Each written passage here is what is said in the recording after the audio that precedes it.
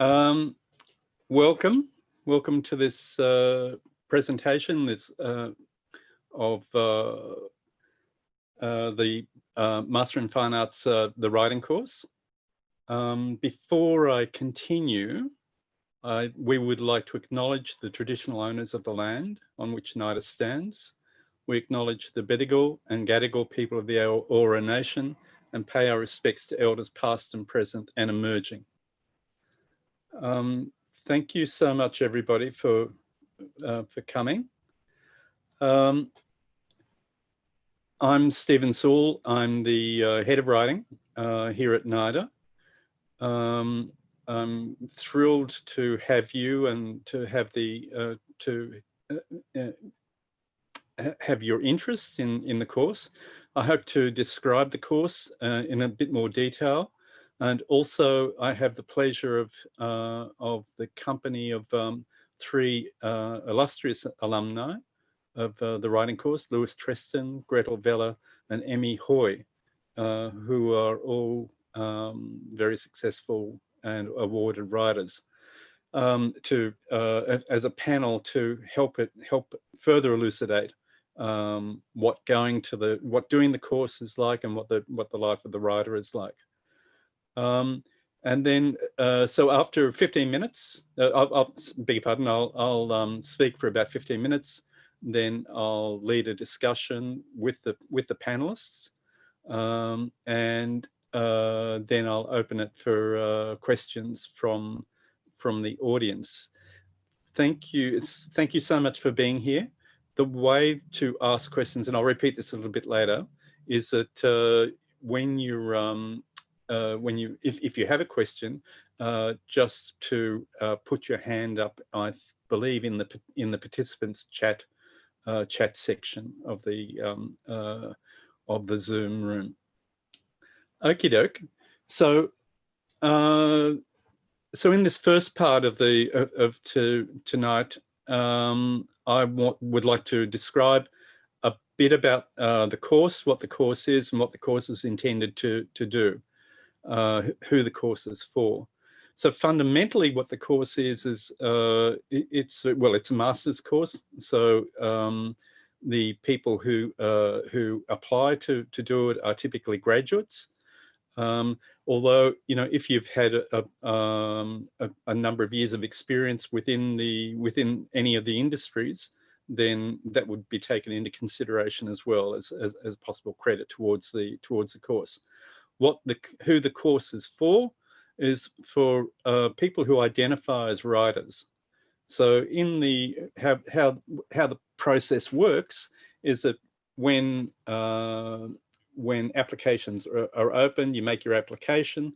I ask for 3 examples of your work. They don't need to be plays. They don't need to be anything in particular. They could be poems, but they demonstrate to me that you are a committed writer and that you already have a working towards a voice. And that's followed then by an hour-long interview that I do with one of my colleagues, and we talk to you about whatever it is that you're interested in, why you want to be a writer. You know, the kinds of questions that writers ask each other. But in the course of that interview, I will ask you, are you a writer? And if you falter, and if you say, well, I'm not sure, and I'd like to be a writer, then it's probably not the course for you. This is a course for people who have already decided to be writers and who are already writers because they've made that commitment. Okay, what does a course look like? The course is a 15-month course. 12 months of that is very kind of strong academic and academically rigorous coursework, in which we look at philosophy, rhetoric, dramaturgy, but essentially a kind of a series of lectures and seminars that have to do with challenging presuppositions and assumptions that the writers might, that any one of us actually has. So it's quite tricky and difficult.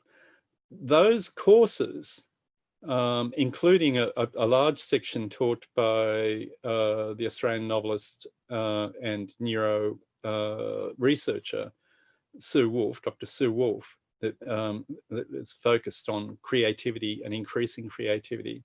And parenthetically, NIDA is the NIDA writing course is the only writing course in Australia that teaches creativity as the techniques of creativity. All of those courses are there to support the primary reason for you being here, which is to write. You are here as writers. You've nominated yourself as a writer, and essentially you sacrifice a year of your life in order to write the thing that's most important to you. That's what I say to the writers at the beginning of the year. Whatever you do, this is not a rehearsal. You will leave at the end of the 15 months with 2 pieces of paper. One piece of paper says that you're a Master of Fine Arts in writing, and the second piece of paper is 100 pages long, I beg your pardon, 100 pages long, and it's a screenplay or a stage play or a television series, and is the key to your future. That's what I'm aiming at. That's what we're aiming at here.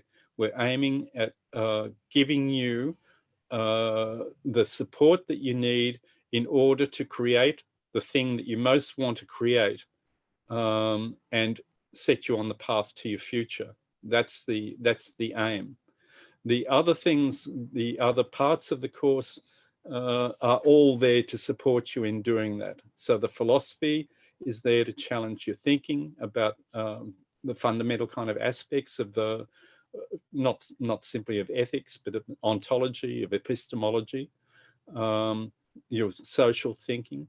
There's a particular course that I teach myself on the French psychiatrist Jacques Lacan. That's a development of Freudian ideas. Also, like, and the reason for doing that is essentially because it's really, really hard, and it's kind of sufficiently hard to throw people out of the ruts of their thinking. So that's, I think, I hope what I'm describing to you is clear. You're here to write. You're here to write in the context, or rather with a very close mentorship from me and from some other writers.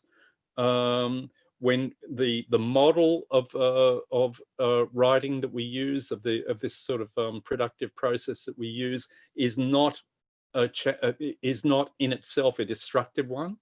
I hate the idea of writers' rooms being slaughterhouses where dreams die. On the contrary, we create a nurturing environment, because in my opinion, writing is so hard that the last thing that anyone needs is to be told that they're no good at it by someone that isn't much better. So it's a nurturing environment, an environment in which we try and create a community of writers, because again, you know, writing is so hard that we need to be able to support one another. We need to congratulate one another on one another's successes, and so it's within that kind of environment where, in addition to the really hard work, the impossibly hard work of writing and confronting the terrible things that you confront while you're a writer, there are the other courses that are there to support you and challenge you intellectually in order to improve your writing. The course was designed. I designed the course after many years as an independent writer, both in stage and film. in both areas that I continue to work in, because like most other of the people in of the teachers at NIDA, we are also practicing artists. That in addition to sorry, I've lost myself now. My 3-act structure has fallen apart halfway through, so that you're being supported by people who are professionally involved and continue to be professionally involved in the kinds of fields that you're interested in. I suppose that's a thing that I should emphasize too, that historically the writing course began as a playwriting course, but that's not the case now. The writing that we teach ranges from, there's certainly stage writing is taught, but screenwriting, television writing, and gaming, narrative, developing narrative through game structures and digital platforms. So it's quite broad ranging, is what I'm saying.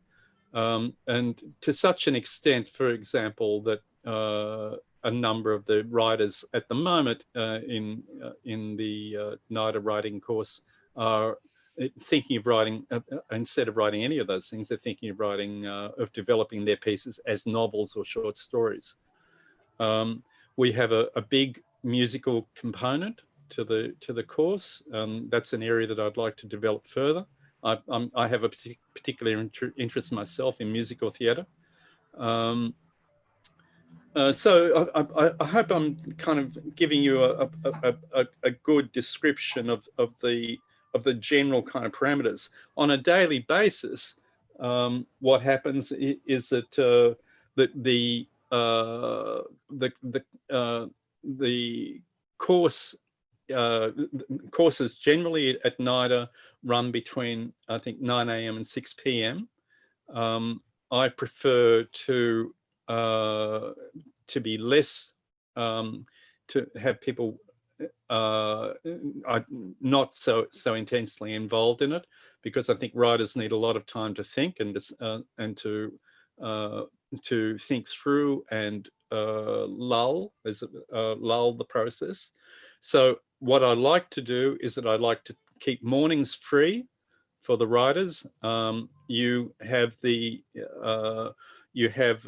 private writing facilities on one of the floors that you can write in. If you don't want to do that, if you want to write at home or you want to write in a library, you can, wherever you want to write, you write. And that's what that time I try and keep free before 1 p.m.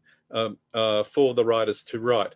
Then typically the lectures or seminars take place after that in 2-hour slots. So on any particular day, there may be there would typically be 2-hour lectures or seminars.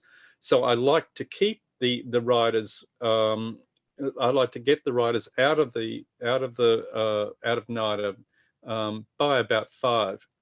So so the point is, you know, I just want to kind of keep emphasizing we're there to support the writers in their ambition to be good writers.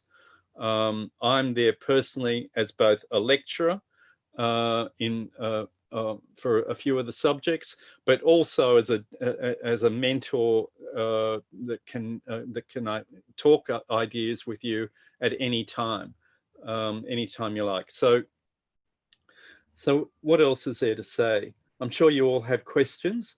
I did say that it was 15 months, so 12 months of that is coursework. Then 3 months is more practical work of, for example, working as a dramaturg with and also completing your research, general research subjects.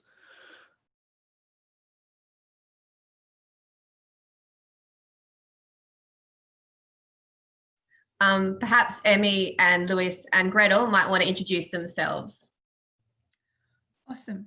Hi, everyone. I'm Emme Hoy. I was at NIDA in, 2017, I think. Yeah. When was we at NIDA? Hello. 2000. Anyway, me and Gretel were at NIDA together a few years ago with Stephen as our teacher. And Lewis is a few years ahead of us.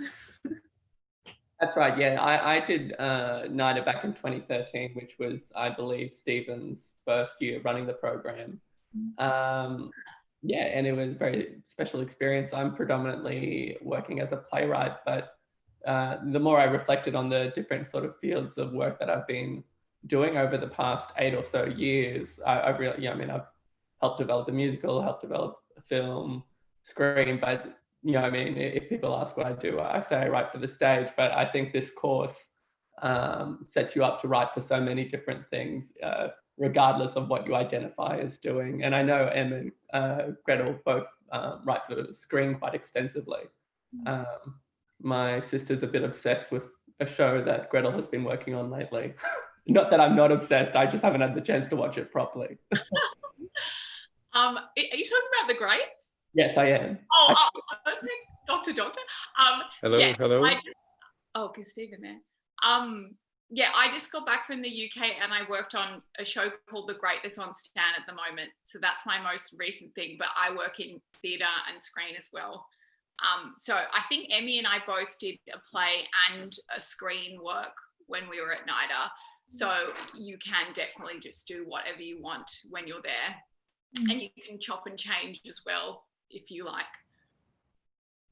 Yeah, I sort of think that was part of what was really exciting when we were at NIDA, was that ability to explore the different forms. And I do really think that, as you were saying, Lewis. Hi, Stephen, we can hear you. No, sorry, I can't hear. Oh, okay. Well, pretty much. I might leave and come back. Okay, that's a good idea. So yeah, essentially I think what was really exciting was that ability to chop and change, and the fact that Okay, I'm going to leave and come back. Okay.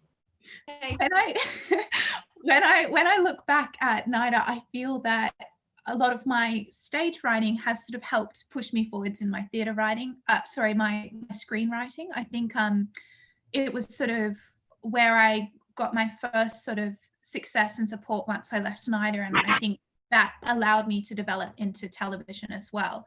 And so I think, in that way, NIDA was this really wonderful network for me, because I think really it prepared us really quite well for the theatre industry and gave us some contacts with STC and sort of the theatre companies in Sydney. So I found that really helpful. I also found, upon reflection, listening to Stephen's wonderful introduction, many of the routines that were established at NIDA, once again, sort of unconsciously, is what I do in my regular life. I'm fairly regimented about the fact that I do the bulk of my work in the morning, and even more in terms of the theoretical frameworks that Stephen exposes everyone to. I never considered myself an intellectual, but in many respects I am. If I look at the books beside my table, I'm like, there clearly is a active interest in philosophy and stuff, which I think was cultivated through NIDA in a genuine and sort of kind of like a real way, not a pretentious way. You do feel like you're participating in those conversations as a human being and not someone trying to impress someone at a bar. Do you both feel the same way, or? I completely agree, actually. I think that is something that's really lovely about NIDA, is you can sit around the table with a group of other writers from your year, and directors and actors, and just talk very seriously about the themes and ideas and questions you have in your work, and not feel self-conscious and not feel a bit, as you say, pretentious. It actually allows you to embrace that and take your work seriously. And I think that was something I found quite profound when I was at NIDA. Yeah, I think I expected it to be super competitive. I don't know, there being 8 writers in a room, you're like, oh God, we're all going to be competing. But I think Stephen was right when he said it is just so supportive, and you all realize you're trying to do completely different things, and it's just this amazing round table every day where you all just get to talk about your work. So and Emme and I, like, we're in the same year, we work together all the time and send each other scripts, and it's amazing. Gretel and I wrote a play together last year that was on with ATYP. So I think what makes NIDA really exciting is you do start up these partnerships and these friendships that continue through your career. And I think that's brilliant. And it does allow you to launch yourself into the industry feeling like you're in a network. Like I think most people who go to NIDA will feel when they walk into foyers or they walk into places at theatres, there is a sense of community and there is recognition amongst other NIDA graduates and people you know from there. I think Stephen's back. Yes, I'm so sorry about that. Got lost in the internet somewhere. But it sounds like you got them eating out of your hands. I think you arrived at the perfect moment to ask a question, though. Yeah. Okay, great. So you've already told everybody what a fabulous teacher I am, how exciting and life-changing the experience was. What were the high points?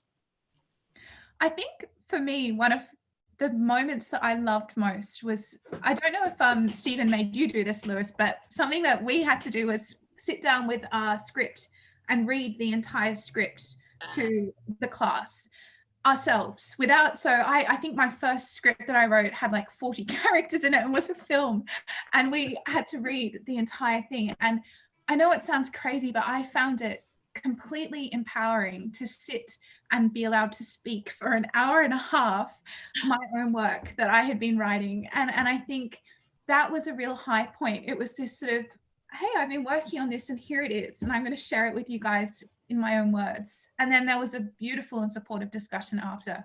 And so I found that really striking because no one had ever asked me to read an entire script by myself before, but it is something I carry on into my own work. I often will read my play out loud and record it and listen to myself to try to figure out what the rhythms are. So I think that was a huge high point for me. I think it's oddly enough, the first read through of everyone's plays was the high point for me as well. And I found that process of reading the script aloud empowering in retrospect, though at the time I knotted myself so tightly that I had a sprain in my neck for like a week.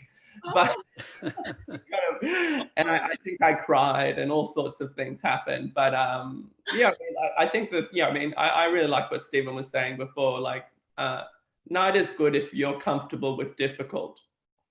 And I think writing is good if you're comfortable with difficult, because difficult is, as Stephen suggested, I'm sure Emme and Gretel will agree, writing is very, very hard. And NIDA gives you an opportunity to pressure test yourself and see how much you can handle. And I think that's actually, you don't want to be patronized, you know what I mean? You want to be challenged, and NIDA will do that for you. I think the highlight for me, well, I really enjoyed reading mine, although mine was a 6-hour television series. So by the end, I was dead having read 6 hours of content. But the other highlight for me was the presentation that you do at the end of the year. So you get a bunch of actors and you pick a bit of your script that you love, and then you can direct it or you can get someone else to, and then you present it to an audience. And I just, before we did that, was like, I could never do something like that. And I was terrified. And just, it's so rewarding once you get it out there and the response that you get. Yeah, so I think that was the highlight for me. And also just because that your whole class bands together and you all help each other with your, like, your setup of your chairs and your rehearsals, and it's a really nice time at the end.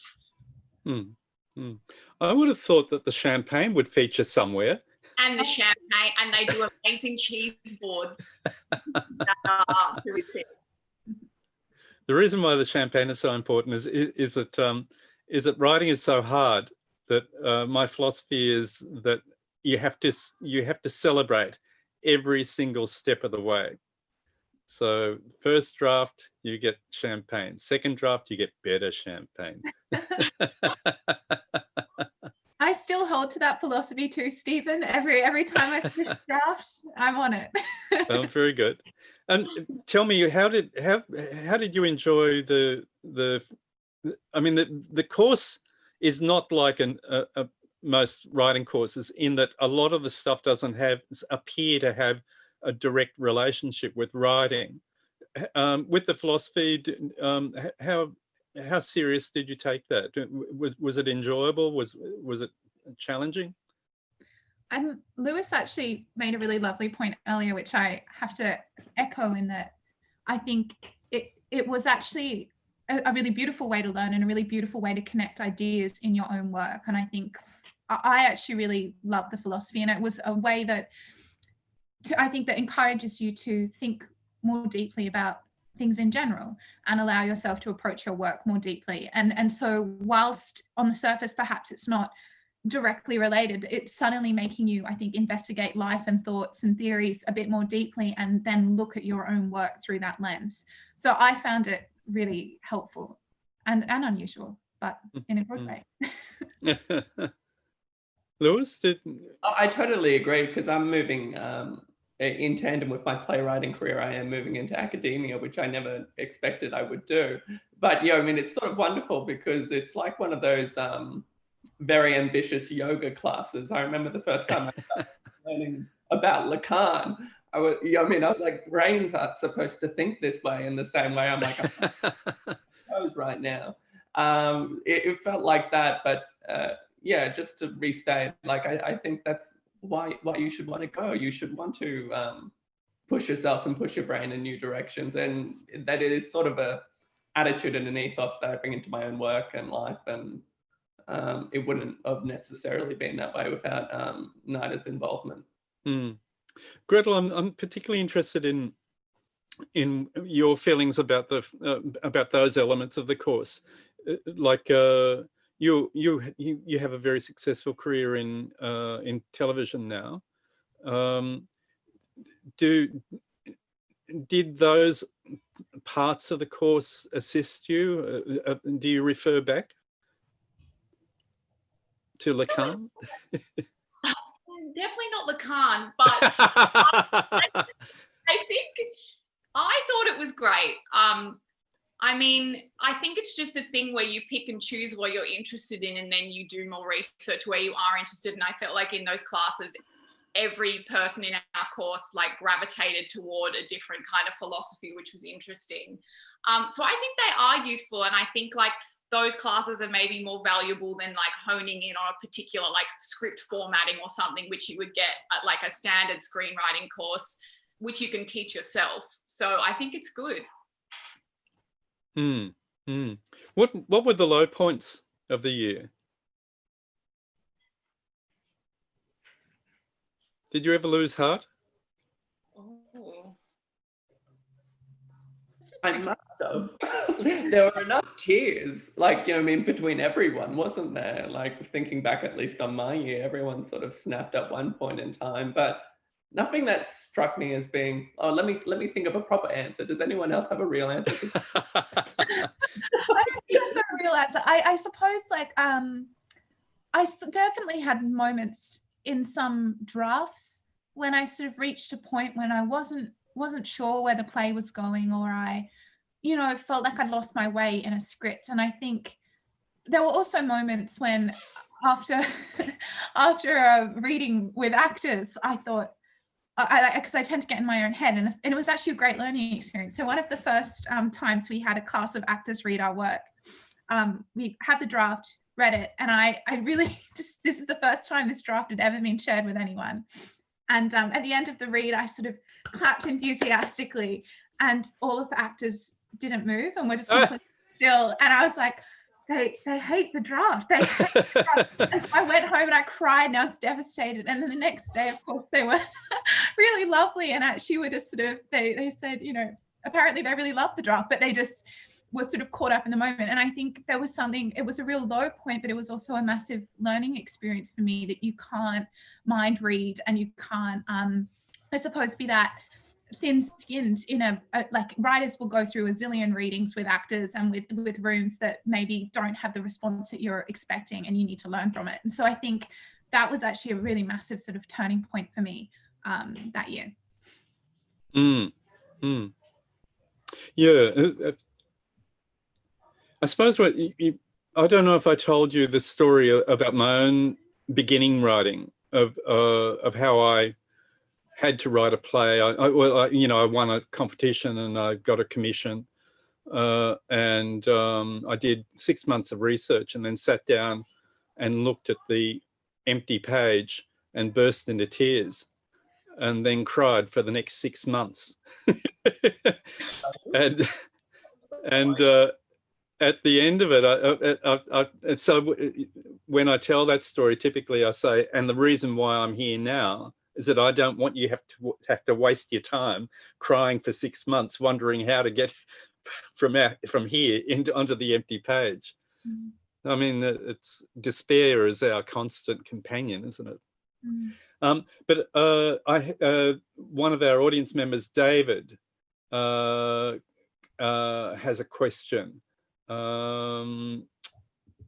Is David there? Can David unmute? Sorry, I can unmute and I can also share my video. Firstly, I think you're all doing really well. I know how impersonal it is doing like these Zoom meetings and you can't actually see the audience and get any interaction. I promise I'm listening. I'm in my bedroom. I'm sitting on a chair. I'm comfy. And yeah, so I guess I did just want to ask why you all chose NIDA. Obviously, I'm not sure if this is an acronym I can say out loud, but of course, there is obviously afters, and I guess, just in terms of comparing some of the other offerings, I'm just curious, like why you chose NIDA. For me, I felt I'd sort of done a little bit of looking into the syllabuses, and I think what really struck me about NIDA was the fact that Stephen really encourages you to write full-length work through the year. And as Gretel and I said, we actually did 2. I think I did 3, maybe Gretel did 3 as well. And so there's this real emphasis on actually generating full-length work and learning through that. And I think sometimes other courses give you a lot of work in sort of pitching and technicality, but not necessarily give you the hours and the time to sit and develop portfolio pieces that you can take out into the industry. So that was a deciding factor for me. Okay, thank you. And I did a filmmaking degree at UTS before NIDA, which had a lot of like practical screenwriting courses. And as Emme said, NIDA gives you so much time to develop one work and rework that for 12 months. So I thought that sounded better than something like afters. I honestly, when I applied, never thought I'd get in. So I didn't give it a tremendous amount of thought, but I felt like I had a good rapport with Stephen because we were on Skype at the time, kind of provincial technology now. But yeah, so yeah, I was just in the flow of life, and that's where I ended up, and I was happy to be there. Thank you. Yeah, that answers my question. Thanks. Has anyone else got any questions? Here we go. Leah. Leah has a question. Hello, can you hear me okay? Yes. My connection's not very good, so unfortunately I can't do my video. But I was just interested in, so if you were all from Sydney, and also if you always had an ambition to write, and why you ended up choosing performance writing over other kinds of writing. Would someone else like to go first? I feel like I'm hogging the thing. Well, no, I was from Brisbane at the time, and I live on the Gold Coast now, and I was in Sydney for about 5 years. And I always wanted to be involved in theatre, but I find it quite, and the joke is, but it's true, like my mum enrolled me in drama classes when I was 6 because I had literacy problems. So my entire career it worked. My mother. But yeah, so I was, it kind of ended up choosing me, like, because I was playing lots of different roles, acting, directing, doing lots of different things. And then basically everyone told me writing's for you, and they were right. Well, thanks. I'm from Sydney, and I applied to NIDA on a whim and I did my filmmaking course, and everyone saw the short film that I made and was like, you're a good writer, you should apply to this course. And so I got in, but for the first like 3 months, I would say I had this terrible imposter syndrome, and I was like, I am not a writer. I don't know what I'm doing here. And then it took me like the whole year to really believe in myself. But I think by the end of it, I called myself a writer, and I was proud to do that. But yeah, I think like Lewis said, it kind of chose me, but in a weird way. I always, I think, wanted to write, but I started writing when I was sort of mainly doing stories and novels, and I did an undergrad degree in creative writing and English literature. And I sort of, during that year, well, actually, when I was 18, I did a short playwriting course with Griffin Theatre. Actually, I think I was 17, and I was still at high school, and I'd be going into King's Cross, every Wednesday at like some ridiculously late time, like for a 17-year-old, I guess. Like, I was hanging around there at 10 o'clock after the class came out, and it was a real bug for me. I found it so much more difficult than writing stories or writing novels, and that sort of made me I was very stubborn, and I was like, I'm going to figure out how to do it right. And I think from there, I sort of had this interest in performance writing, and I did some short playwriting courses. I did the studios that NIDA does. I did their screen, and I did their playwriting one.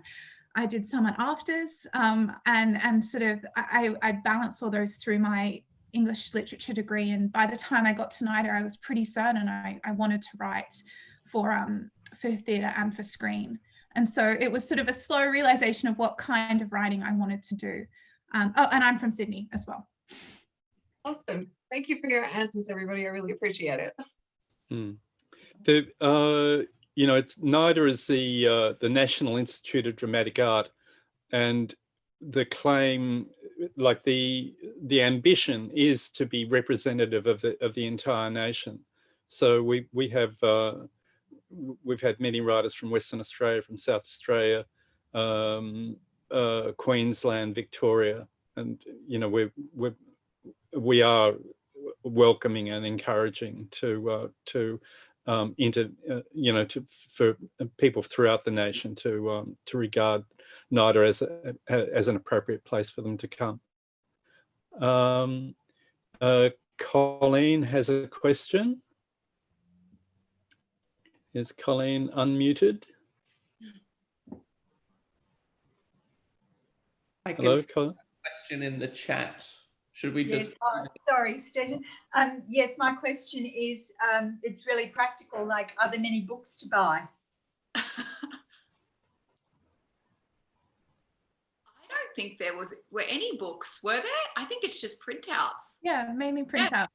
So that was good. And NIDA's got an amazing library. So that's actually really fantastic, is that you have access to this play library that really isn't anywhere else in Sydney. So it's pretty great. Yeah, it's amazing. I've used it because I did the performance writing for the stage last year. So yeah, I used it last year. It's really good. Wonderful. Thank you, Colleen. Kim Gelvin has a question. Is Kim there? Yeah, I'm here. Hello. Hello. Hi. I don't know if my camera's on. There we go. Hello. Hi. My question was really just about representation as writers coming out of getting your master's in literature, because my biggest problem is I've been thinking about going back to school because I've spent, gosh, the most part of the last 2 decades writing. Like I'm prolific in research and writing historical biopics. I'm with the Writers Guild, but I don't know how to take that next step. And I feel like getting my master's might give me that strength. I mean, I'm a dual citizen. I live in Melbourne. I actually live in the building that NIDA's in, which is kind of cool. I just moved here, and I was like, wow, NIDA's got all these classes, and So I was hoping to just, go down the elevator and join a group. But yeah, I think my biggest problem is sharing, for fear of being, I've had things actually taken from me from people in the industry, ideas. I've been a muse for a lot of people, and I want to share and I want to work with other writers. So I feel like getting a master's, maybe getting an agent might be the right thing to do. But, people say you don't need an agent, you know what you're doing. But it's like, I don't, because I don't know how to go out there and sell my work.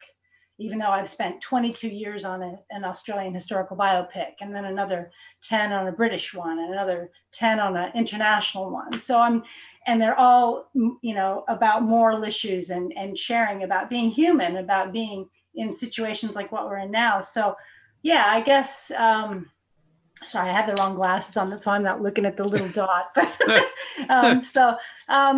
Yeah, I just wanted to say thank you, and I am sorry I'm late. We just moved into this apartment. It's a disaster in my office. I couldn't even find the computer. So, Yeah.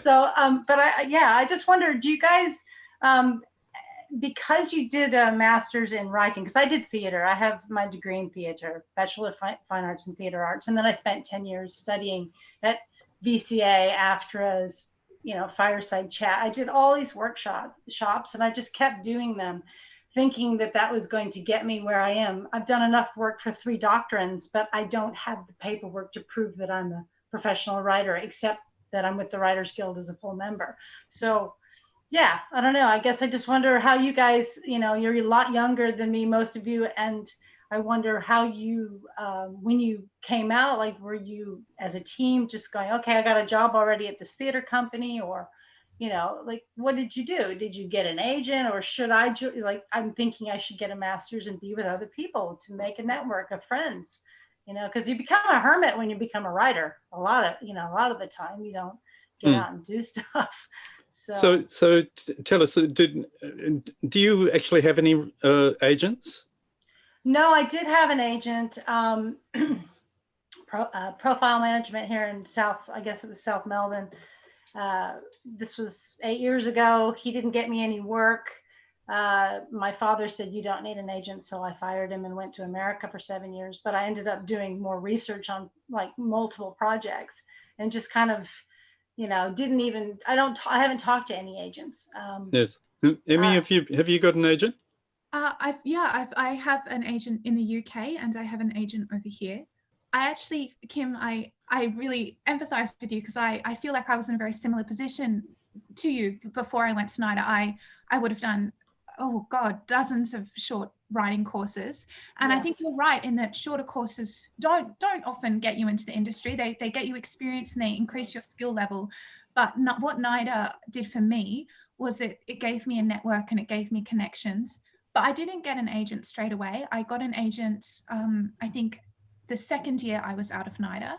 And the reason for that is, I think, and I'm sure Lewis and Gretel will have thoughts on this as well, but I don't think you really need an agent until you start getting a lot of work. Like, I think agents are really brilliant at juggling contracts and getting you more work. But I think often for us, it's sort of getting that momentum first. And I think you will attract agents once you start to get momentum. And what NIDA did for me was it gave me the time and the space to make a work that was really polished. And that work then got shortlisted for some awards, and then it sort of snowballed into other awards, which then got an agent's attention and then got me more paid work. So I think it's actually a brilliant idea to take that step of taking that master's, because it allows you the space to get a network, get a work, and from there it's your own momentum. But I don't know if Lewis and Gretel, what your thoughts are on that. Thank you. NIDA's definitely, I mean, it was amazing for introducing you to all the heads of the theatre companies, and a lot of TV people come to your reading. So when you step out, you like have a list of contacts that you can call to read anything new that you have. But in terms of an agent, I only signed with somebody last year. And I think, like, I always tell people that you're still like hustling and doing all your own work, and your agent's just there to read the contract, really. So nothing's really changed that much. But yeah, I think NIDA really sets you up with a good contact book. and the pieces to go out into the industry ready to be read. Yeah. Yeah, Yeah, it is. I'm sorry. Go ahead.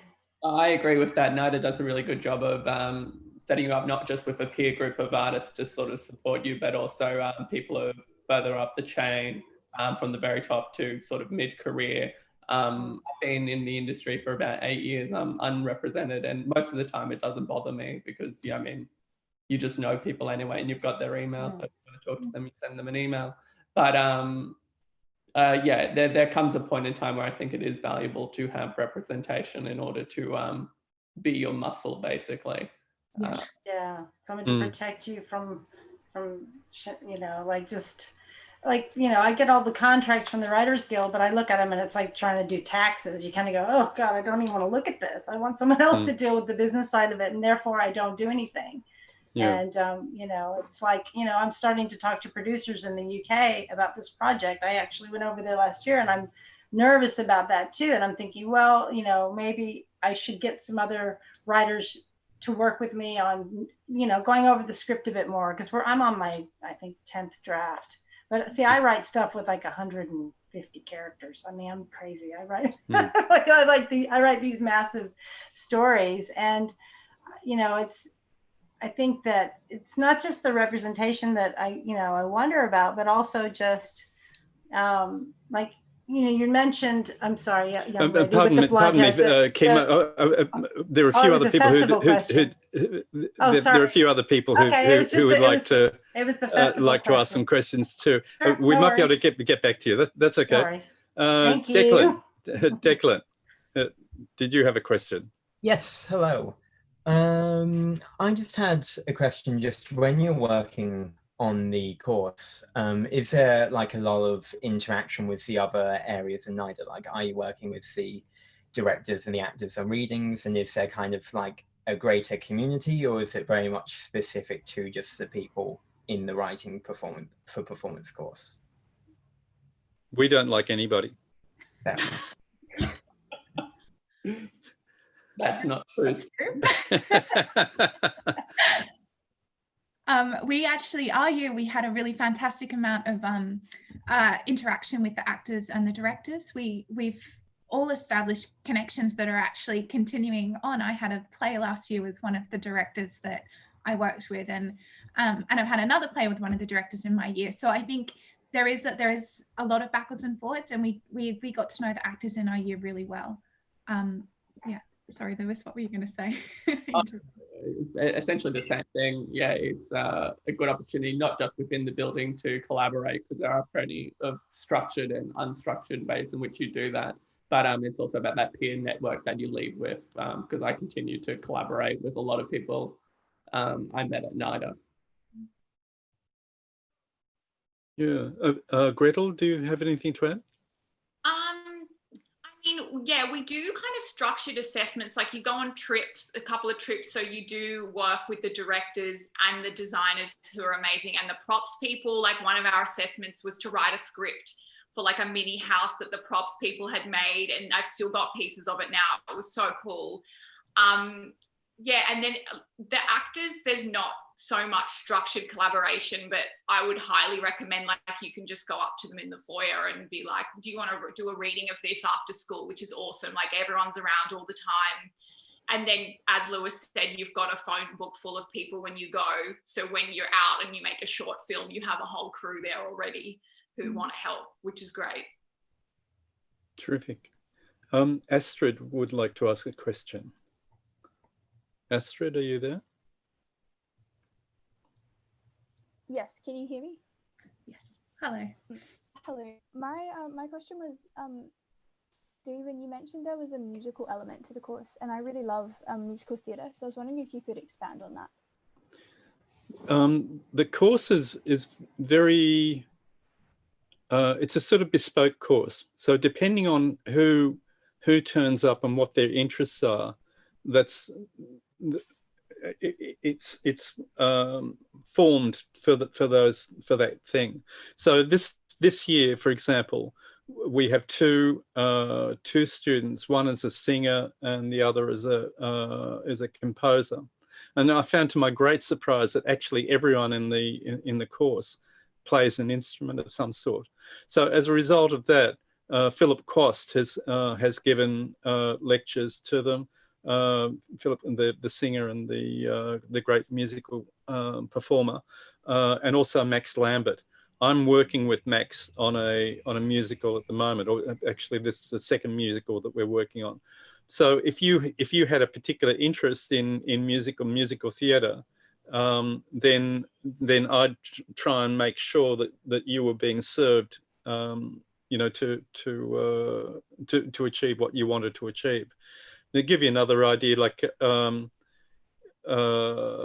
last year, one of our beautiful writers was a punk musician and a painter.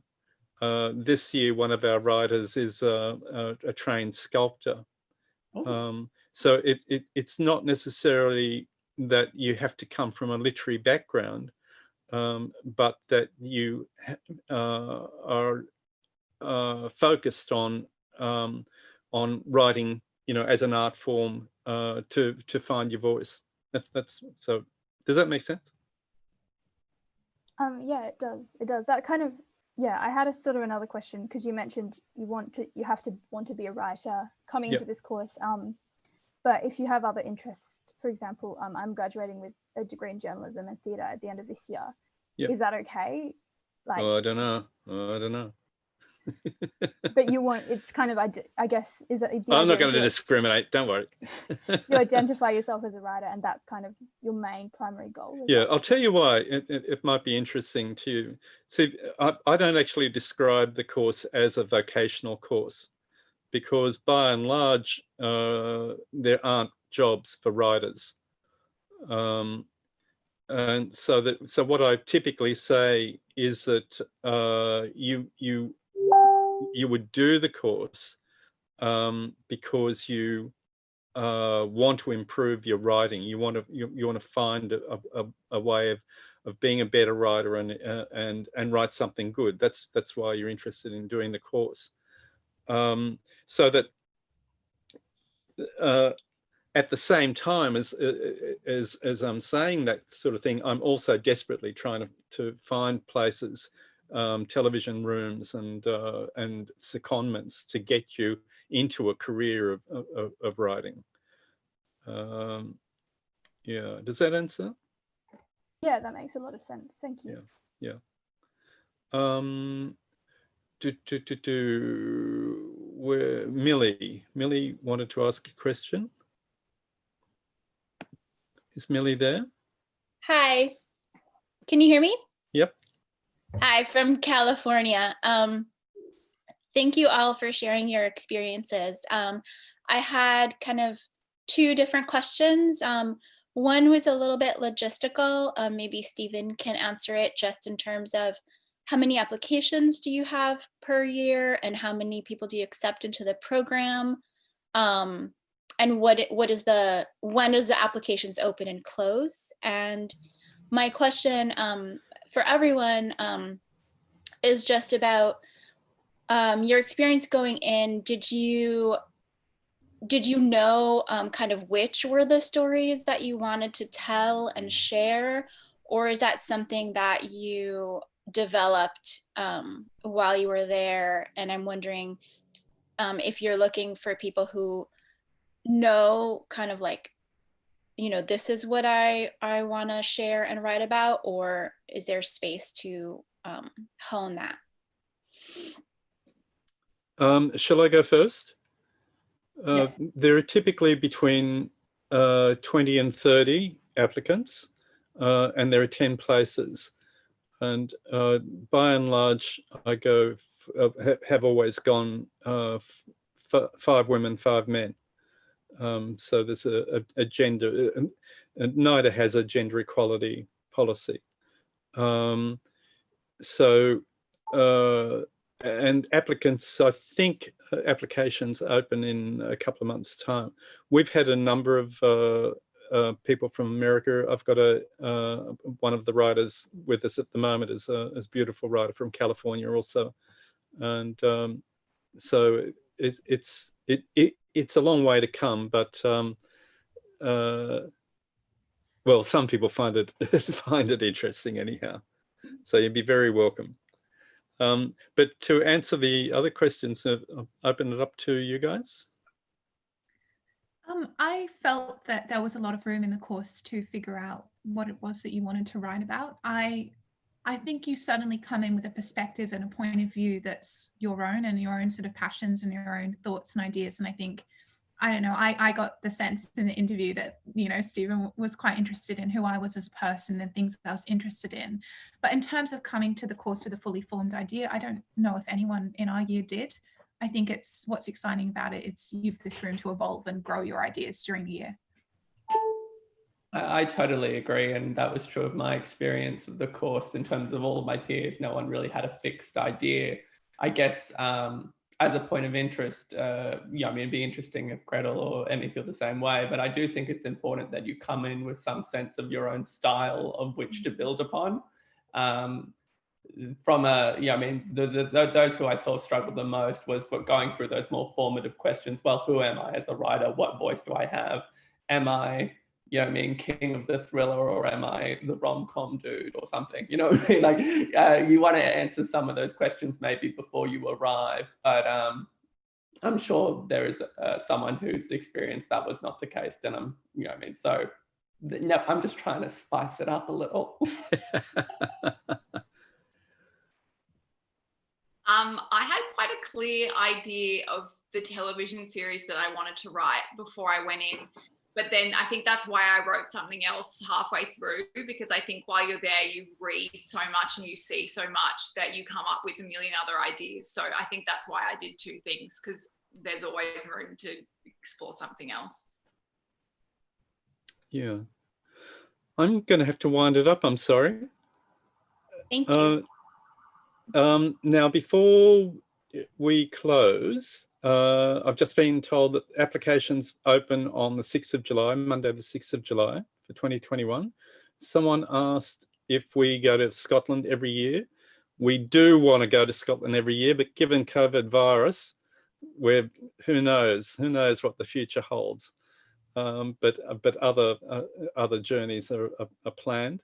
Now, if anyone has any further questions, if they could direct them to Elizabeth Shearer, who's the course coordinator. Her email address is elizabeth.shearer@nida.edu.au. And thank you, everybody, for coming, and thank you, these wonderful writers, for talking so candidly and beautifully. Thank you so much. Gretel, Lewis, and Emme. Thank you, Stephen. Thank you. All right. Thank you so much. Thanks, everybody.